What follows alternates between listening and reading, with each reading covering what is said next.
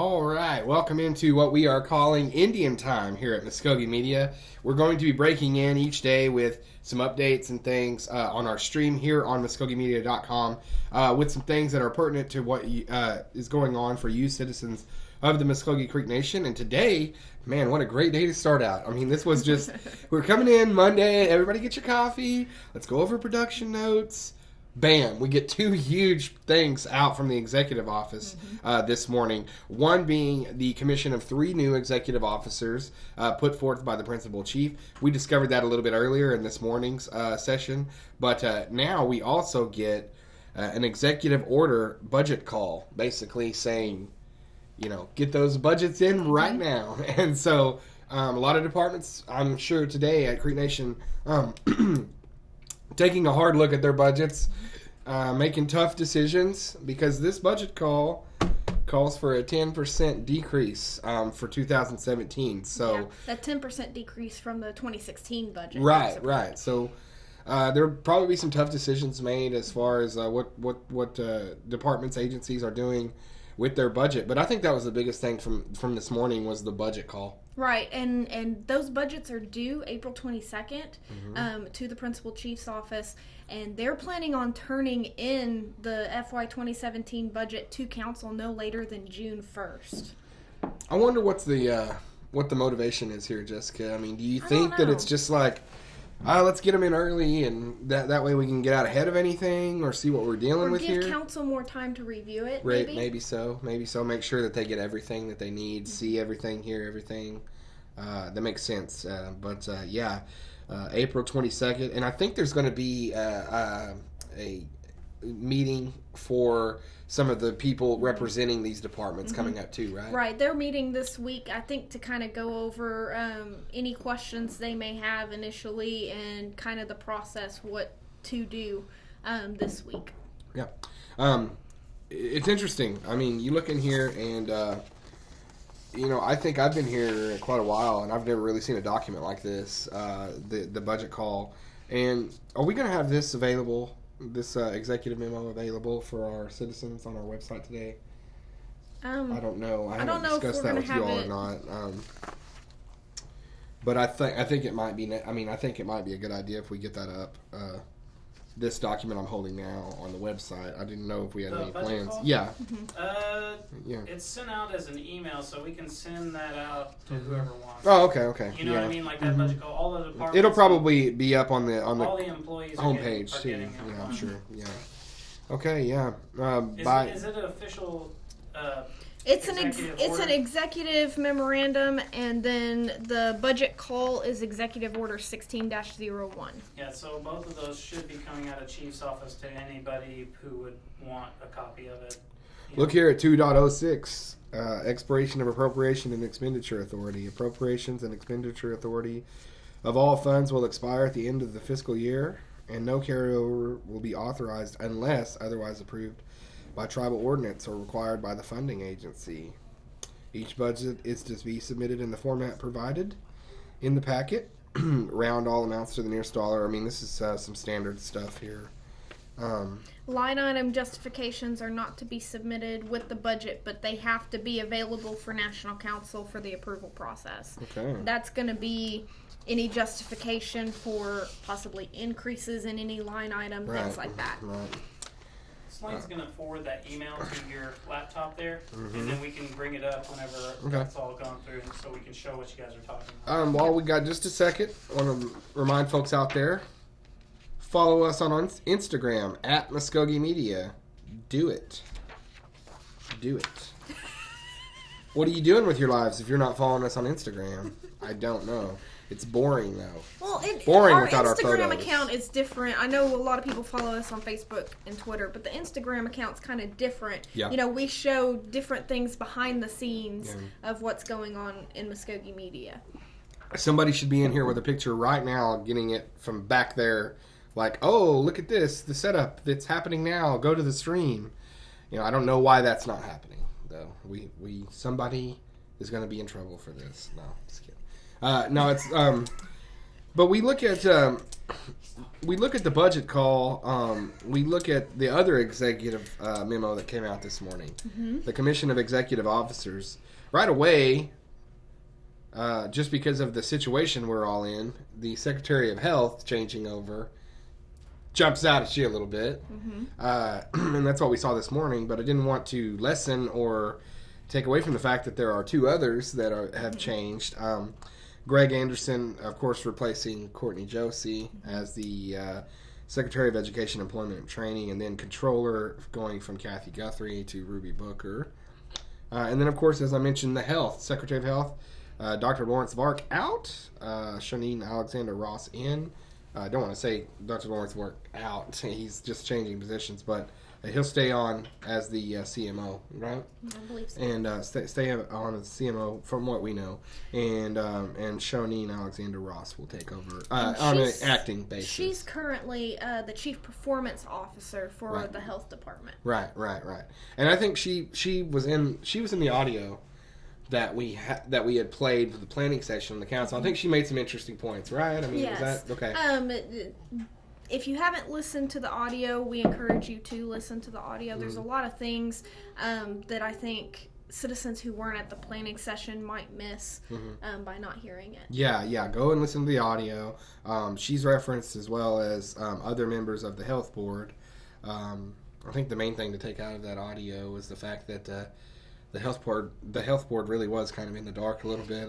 They said that it wasn't typical for them to discuss finances and such in the meetings. Yeah. So we'll have to keep an eye on that and see how that transition goes, and see when there will be up on the agenda for the council for approval. You would think, I don't want to speculate, but you would think that they would want to get something permanent and settled with health as soon as possible, so they can move forward on fixing some things. But I don't, like I said, the hearing for her may be in 2 months. I have no idea. But you would think that, they would say, let's get some kind of concrete stabilization over there so we can move forward. Yeah, if health has to have a budget submitted, right, there's going to be a reduction by 10% by the 22nd of this month. Yeah, they kind of need to have whoever's in charge of that in place. Well, especially since the 2016 budget that health submitted was for $131 million, so they're going to have to reduce that by 10%. Yeah, and that's a big chunk of change. Which is $13.1 million for anybody out there that's as good at math as I am. That's a lot, though. I mean, $13.1 million. And Slane, you should have that email now. Slane sent you. Okay. If you want to, that has that order up. Yes, there he is. Oh, Josh. At your service, as always. Budget call, budget package, budget forms, all in there. The budget call. Yes. Is that what you want me to pull up, Jared? Yeah, and go. Budget call. When you get that, just. All right, my man. Right, there you go, my man. So there it is. Executive Order 16-01, Budget Call, 2017 Comprehensive Annual Budget. And there it is in bold, as you can see. All programs. Use the guidelines. Current revenues and projection of funds available. All tribally funded budgets. 90% of this year's, as approved by 16-016. Boy, I'll tell you what, specifically for Muskogee Media, I thought we kind of lowballed this year, so dang. You know what I mean? They got 10% out of lowballing. Yeah, it's going to be tough times around here. Yeah, it's going to be a difficult cut for us in particular because we're such a small department compared to the other departments. Lot of ramen noodles around Muskogee Media coming up. And travel budget, as we talk about to Tom, Not going anywhere, Tom. Sorry. Yeah. I just, Tom, if you're listening, and I hope you are, the question you asked about, are you going to cover other at-large places? If you want to pay for it, we will. So, yeah. Write your council rep. Write your council rep. Muskogee Media needs more money. Say we need. In this situation, it's executive order, so you'd write the chief's office. I need a citizen to write to the chief Jason Salzman needs to come to the Hawaii Muskogee Creek Association meeting. It's imperative that he covers this meeting this year. And listen, I'll go. As hard as it will be, you know, you got to give the people what they want. Yeah. So I'll go to Hawaii if they want to, you know, take up a. Oh, if there is, that's We need to crazy. establish it. Now, all kidding aside, and these are, you know, serious things that we're looking at, and like I said, some of these departments, you know, if you got a $131 million budget, you are really going to feel that 10% cut. And this is across the board. So this isn't just one department or another. This is mandatory 10% cuts for education, Yeah. for health, Yeah. for all of the independent agencies Yeah, listed Light under the Horse. nation. Light Horse. This is where you feel the effect of mismanagement and things like that when you have cuts. I mean, when you have deficits in other places. I mean, we've been covering this health deficit story and what it means to the Creek Nation. This is flat evidence right here of what it actually means. Some of these departments are going to be permanently changed by what has to happen with these cuts. And going on to the health deficit story, of course, I'm still digging through paperwork and such. Yeah. But to go over just a few numbers, the health, but their budget in 2013 was $89.7 million as compared to $131 million in 2016. Now, where you really see the difference is between 2014 and 2015, and that's when we purchased the Okmulgee Memorial Hospital and the George Nye Rehabilitation Center. One thing that we'll be needing to get some clarification on is on the budget from 2013, it's got pages from 2012, and so we don't know if that was just a mistake. And so it needs to really say 2013, or if we need And that's to what we're fix waiting that. on as That's far what as we're the waiting scans. on as far as the scans. We are still in the process of scanning these documents to get on our website for citizens to review. Preliminary look, I compared the 2013 budget to the 2016 budget, and I did notice that there were pay increases in between those years for staff. So that's something else to We've note heard as that well. repeatedly, that's been an issue, and I think that, boy, it's going to be an issue with the citizens and other employees because, come on, we are all employees here. In that time frame, there were, hey, nobody getting raises, folks. We really got to where were the bunker pay down. Increases localized though, you know, like Yeah. we're talking about the entire health system and getting pay A lot increases, of or is them- it just administrators? Which parts? A lot of them were in administration, and then there were several lower staff members that got raises as well. And could you give us a ballpark? You know, kind of like what type of raise It- are we talking about? Like $10, $20, They $100? seem anywhere from a couple of thousand to up to $10,000 a year. So one individual would have gotten a $10,000 raise from Correct. one budget to the next. Correct. That's Now this is ridiculous. from the 2013 budget to the 2016 budget, so it Okay, could I have see. been So it it's could have over a been in course of 3 years. increments through Well, in the 2014, budget- 2015. Okay, I see what you're saying. Hey, and just to remind everybody out there, if you're watching with us, if you want to interact, ask some questions, we'll answer any of that stuff that you Yeah. may have, and if you want to, you know, ask us what what we have that reflects what this is going to mean, maybe even more so, or anything. You can ask us about anything. We'll be glad to answer it if we can, and so that's kind of what we're doing today. Other coverage. What do we got? I know that we're working. We continue to see, a lot of good response to our online channel. Our reports are doing well. Some of our other videos are doing very well. The Wild Onions video is sort of blowing up, and that was a lot of fun to work on, and something that I just kind of we were just kind of one day I was out in the warehouse actually. Jamie was cutting business cards. I was like, "You gonna pick wild onions?" And she said, "I could." And I said, "Well, if you do, I want to get it on camera and I want to tell about how you learned and all that good stuff." So it turned into a really neat little piece, and I know that a lot of people have really enjoyed that. There's a ton of shares and views and things like that on it, so it's doing pretty well. Our tables, they continue to talk about the information that's relevant and pertinent to our citizens, especially now with the health. I think with our coverage, the narrative sort of shifts now to not just this is what's happened, but now the effect. We're really seeing the effect now. And it gets real when you see the effect. So many people hear, oh my gosh, I didn't know health was in that much of a hole. But then when you go, oh man, we have to make some tough cuts.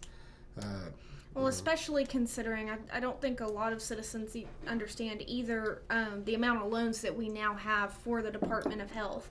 You know, we have an $86 million loan on the Okemah Hospital and the Eufaula Clinic. I haven't driven by the Eufaula Clinic in Eufaula. Have you driven by No. to see progress? No, I've not seen it. So we don't know where exactly that project stands. But that's an $86 million balloon loan, which will come due here in a few years. We've got the loan agreement on that, and that'll be one of the documents that we scan and upload to the website.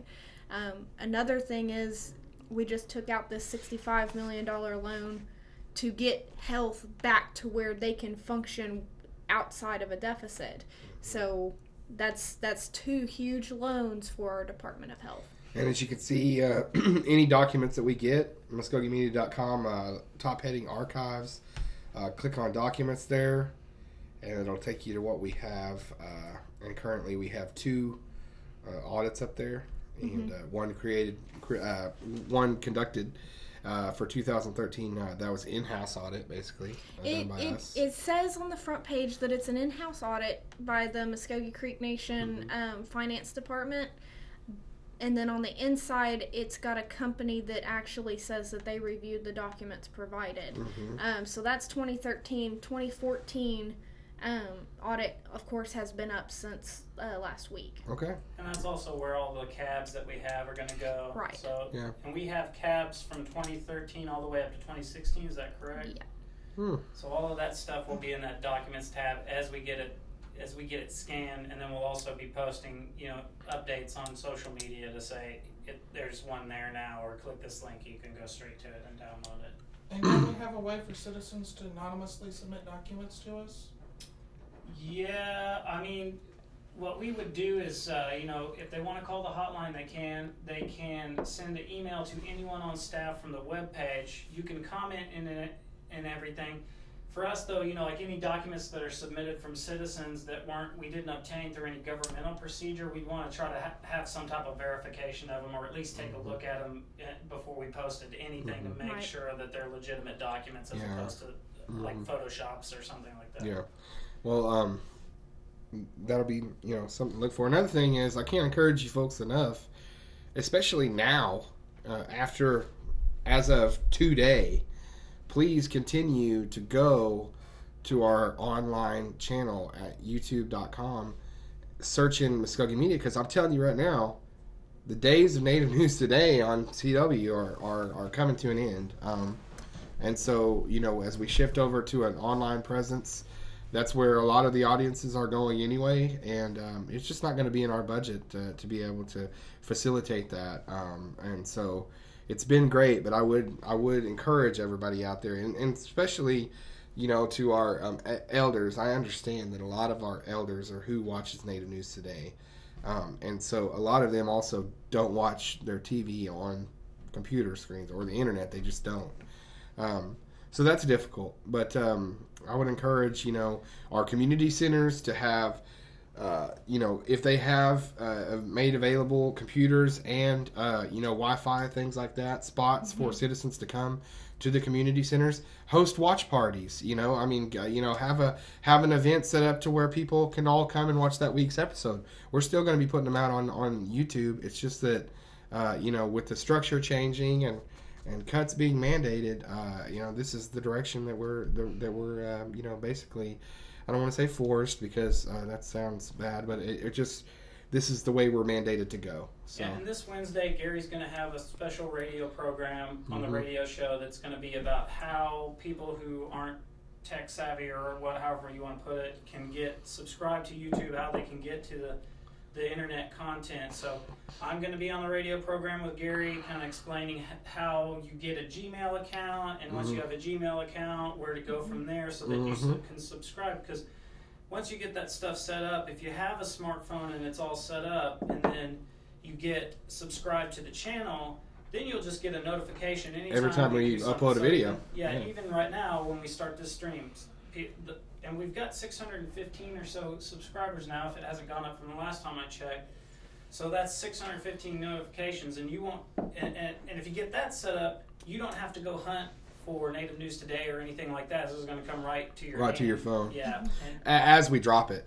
So, I Yeah, mean, you know, yeah. we put out a weekly update, your phone dings, you got it right then. And it's, And I was talking to Gary about this too. What we might do because if we are going to do a 10 to 11 stream and a 2 to 3 stream every day, on Wednesday Gary's radio program is going to run from 10 to 11.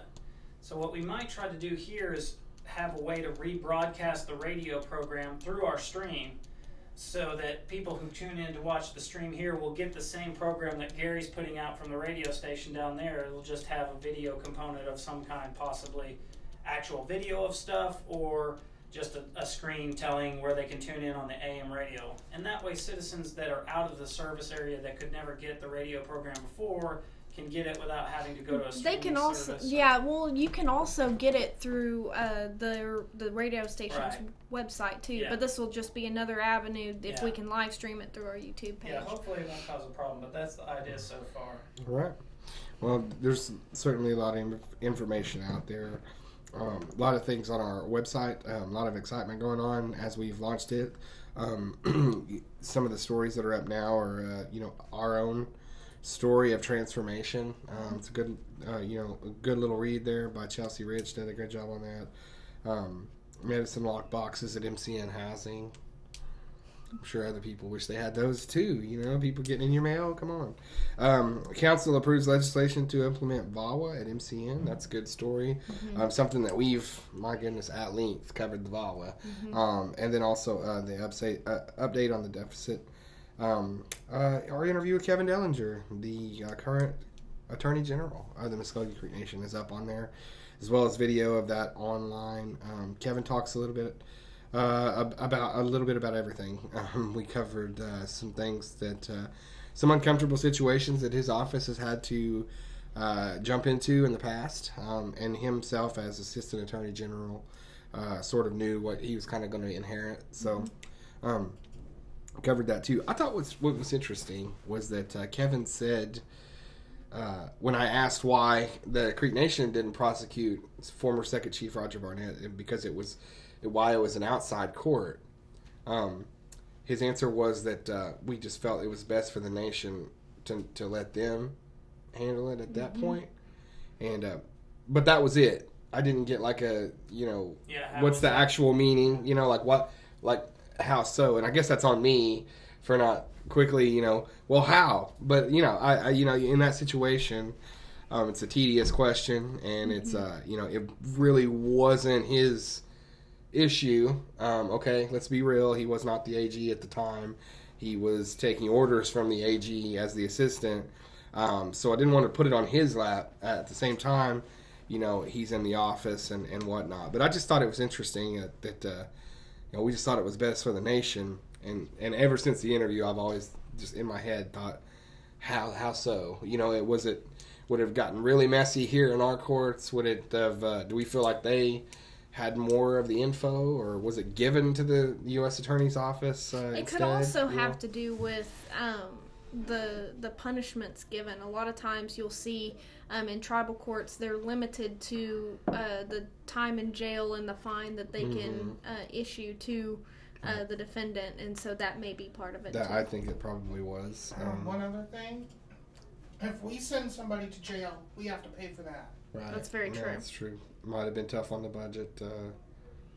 That's Putting a somebody good point. away ain't cheap. Good point. You know, another thing that Kevin brought up in his interview that was really interesting was how their plan is to provide the code digitally and as updated as quickly as Right. they can. So that would be a big change from how we've had it for years. here. Yeah, Yes. yeah. I mean, And if you wanted to look at the codes, you had to go and basically like you're going to a library and Well, it wasn't sit there and published. research.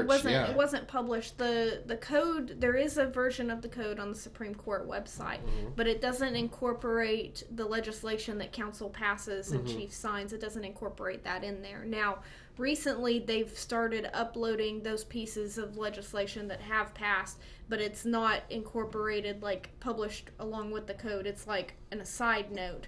So you read the code and then you have to go and look at the bills to see if it changes the portion of the code that you're referencing. Okay. Right, yeah, so if they get that system up and running, that'll be really gangbusters for everybody. Citizens will have a lot more information as far as what the laws are at all.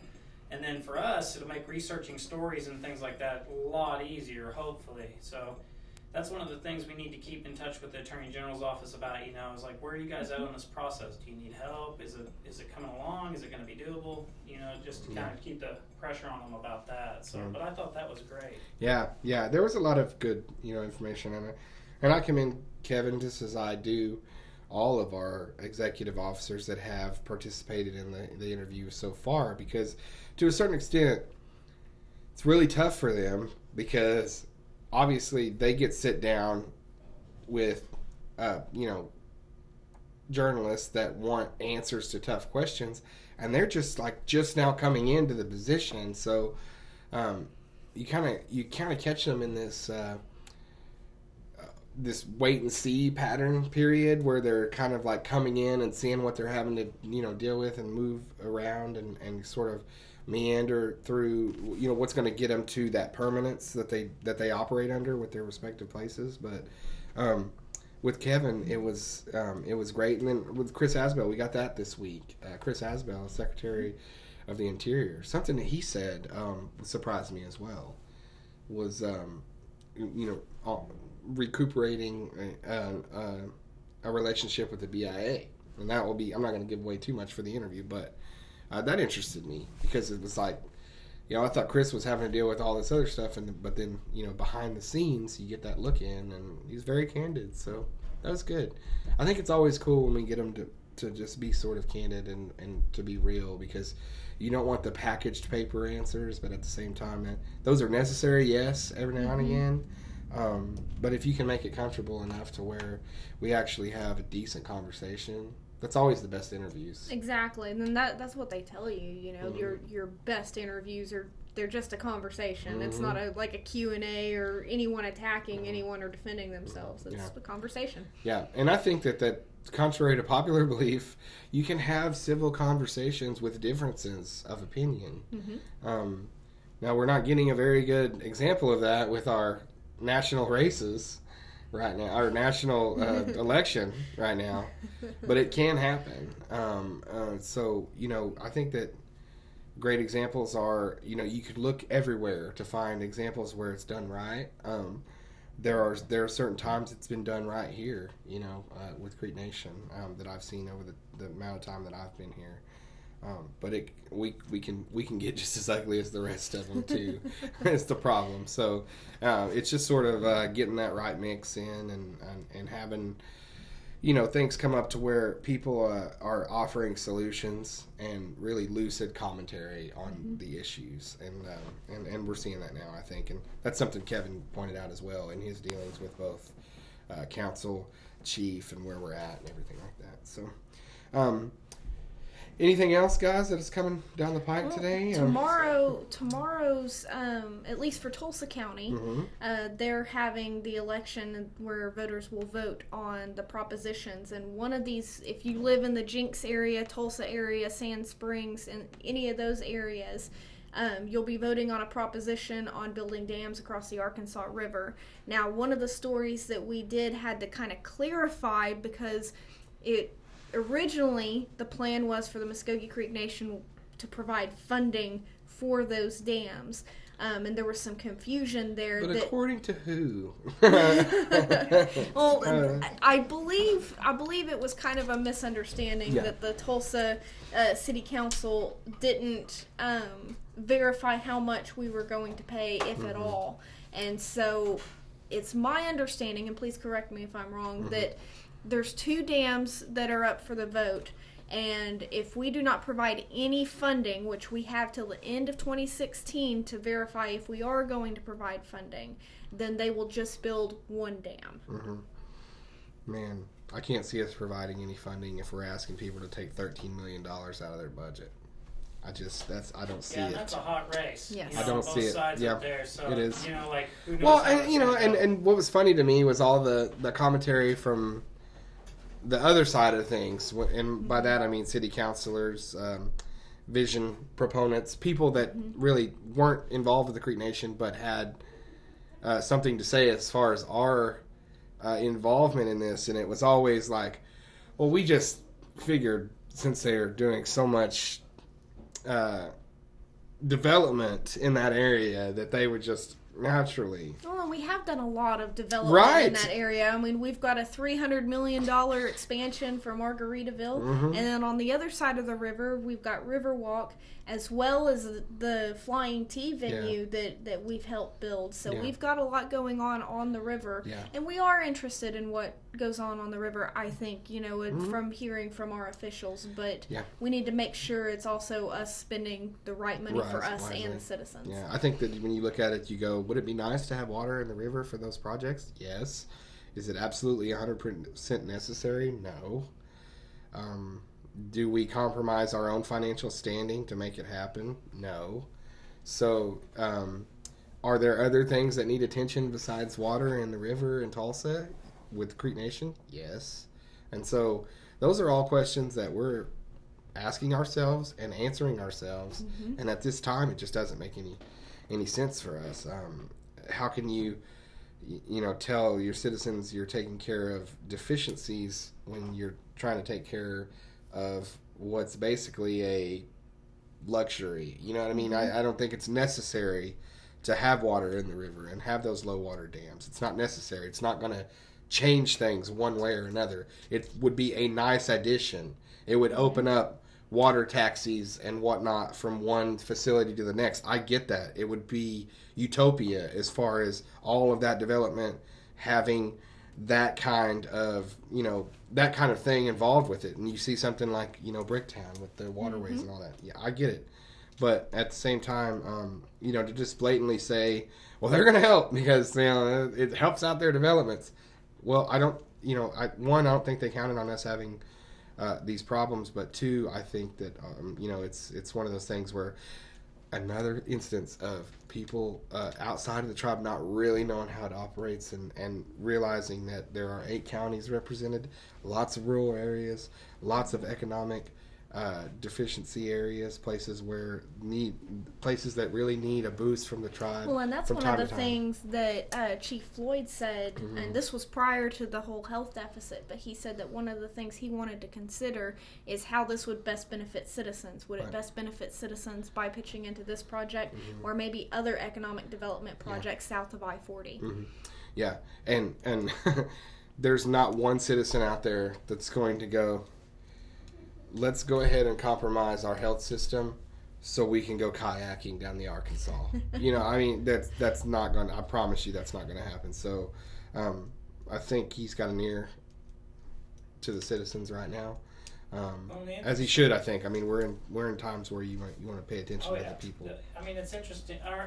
For that particular issue, like how that even came up on our radar is that basically there were people in the Tulsa money sphere and the news sphere and everything that were saying the Creek Nation was doing it. Nobody had actually asked the Creek Nation. No. Creek Nation hadn't actually been contacted on anything, and none of our officials had made a statement to any of the citizens here to that effect, or vice versa. And so it was like a situation where it was like, Creek Nation's going to help us, and then we're asking our own officials, are we going to help them? And they're like, we don't know anything about it. Yeah. So it's like, we kind of saw puppet strings on that deal, you know? Well, and it wasn't until the tribe's internal news agency started asking people some questions, us, Muskogee Media, referenced as such, from a station, but it wasn't until we started asking those questions. It was almost like nobody took the time or wanted to waste the energy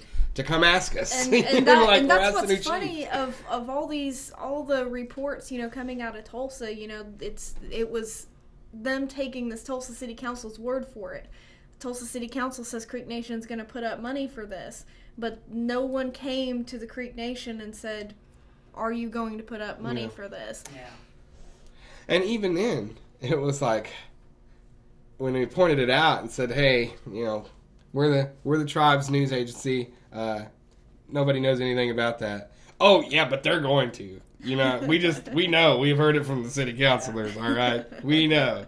And we were trying to kind of sort of get through that whole thing with the information that we had, or the lack of information. Would be a better way of putting it. Yeah, because I mean, I think we asked Chief Floyd, and he was like, "What Riverdale are we talking about here?"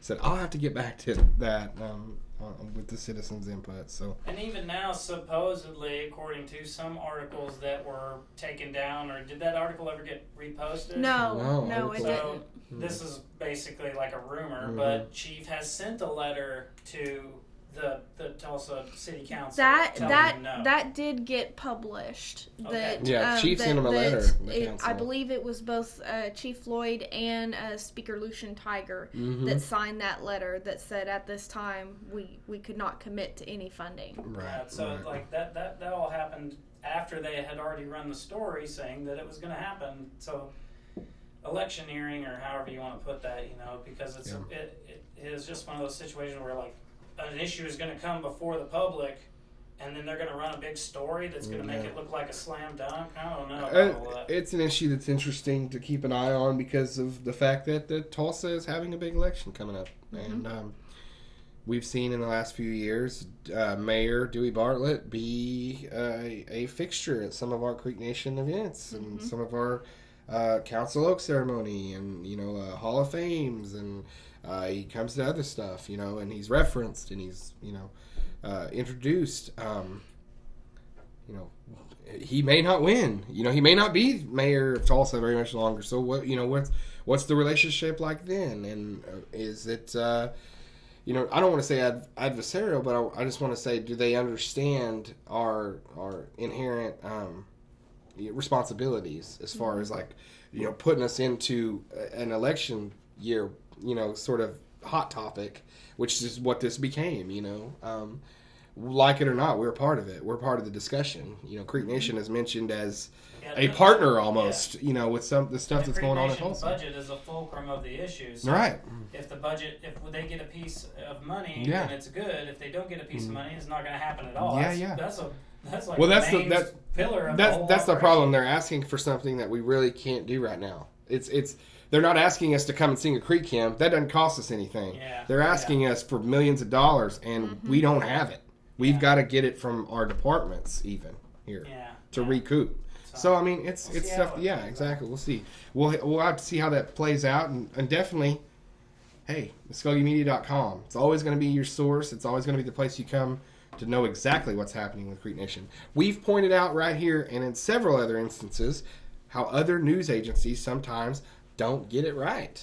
And I'm not coming down on any other news agencies. I'm just saying this is a specific demographic of people. This is a specific sovereign Indian tribe. And you still have elected officials that don't know much about the tribes that are elected here in Oklahoma. And so it's part of an ongoing educational process. For us, this website's going to be the source of the information you need. I'm just so glad that those people that need to know about what's going on in Creek Nation, not just our citizens, but outside people, outside agencies, representatives, can come here, MuskogeeMedia.com, and see what's happening. And it puts the onus on us to get the reporting right, thorough, and accurate. And so that's our main thing. Our main objective is to have the good information that you can not only pull from and make an opinion on, but it's also one that's solid as a rock. So 6 minutes. 6 minutes. That's all we got left? Yep. And if you want to wrap 6 early, minutes. we can. That's all right. I mean, we've covered just about everything. We covered the new... I did a quick calculation, Yeah. by the way, and Yeah. the amount of loans that we have with that 65 and the 86 million is 151 million. Now that doesn't include any loans out on the current Margaritaville expansion. Okay. Yeah. Wow. So even a budget reduction for all departments of 10%, what do you remember off the top of your head what the 2016 CAB's final top tally is for the whole budget? 2016? For the entire budget, I don't remember off the top of my head. Because if We've we Um, published that previously. Yeah, when you but asked that it.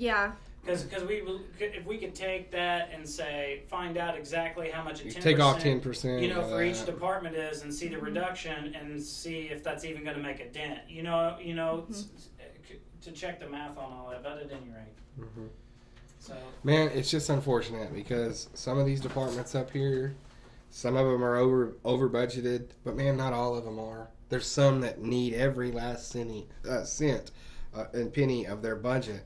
Not naming any names here, looking in the mirror. Muskogee Media could be such budget that we're talking about. No, but there are departments that I mean, let's just be real. They can afford to cut some, and then there's some that can't afford to cut some. I mean, look at our. I don't want to get too, specific, but we're also saying that these departments are going to have to cut budgets, and that will be the case as far as those that are funded by gaming. But this also may be an opportunity for departments and programs out there. There's grants out there that these departments and programs can apply for, and maybe instead of seeing a full cut in services or employees or anything like that, we see more grants funded for these departments. Funds.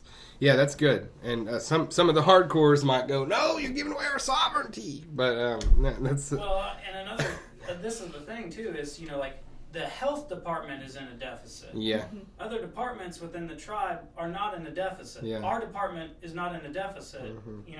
Reintegration, pretty sure they're not running a deficit. So that's the problem, is that because one department has... through whatever the determination is that will happen later, mismanagement or whatever. Becomes a deficit. Yeah, there's one. All of the departments, all of the services now are going to be cut back. It's the age old. A lot of us have played organized sports. What happened when the guy that messes up all the time messed up? I had to run too. I had to do this. I had to do the wind sprints. You're only as great as your weakest link. And I'm not saying. But is that a sound fiscal strategy? Not at all. I just mean that sometimes everybody suffers. You know what I'm saying? Sure. And I've heard several citizens from the beginning of this whole thing say, nobody wins here. This isn't a win thing. Nobody wins. And I would typically agree with that. I mean, I think that. While I disagree with the sentiment that we're looking for a winner and a loser and someone to blame and all this other stuff, who cares about that? What I care about is the fact that it affects certain things and it affects operation of the tribe as a whole. That should be everybody's concern, not so much who did what or what in all of this.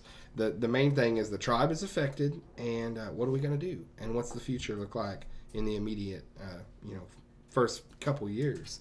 And it'll be interesting to see if Chief James Floyd can get this thing back on track. He has got a massive chore on his hands. And so we are keeping up with all that. What would be an interesting story too is since all the departments have to have a 10% reduction by the 22nd, you can talk to all the departments heads and say, what did you do? What did you do to your budget? Did you have to lay people off? Did you have to reduce the services you're providing? What happened? How did you get the 10% off? We'll be looking for some of you department heads out there that would like to come on Indian time. That'd be great. Yes, absolutely. And you can be a few minutes late because come on, right? No. It's Indian time. Yeah. You guys ready to sign out? Yeah, let's go ahead and sign out for today. Want to thank everybody for staying up with us on Indian time as we do these new roll out these new streams throughout the day. What a great day to start these. We start, 15 minutes after we out of the blocks, we get a couple of executive orders handed down. So news happens here at Creek Nation on the daily and almost hourly sometimes. So when things come through like that, especially now, there's going to be a lot of news breaking and things to stay on top of. That's what makes this little format so cool. Somebody can bring in something, pass it over to us, and you all get it as quick as the administration or the government puts it out. So I think it's a great resource. And Jessica, thanks for hanging out for a little while. No problem. And letting me talk and all that good stuff. I talk too much. You don't talk enough. That's okay. We need to up your speaking parts. I You can need to do have that. more lines. I can do Okay. that. All right. All right. Well, everybody out there, have a great Monday, and keep it right here with MuskogeeMedia.com for all developments as it pertains to the Muskogee Creek Nation.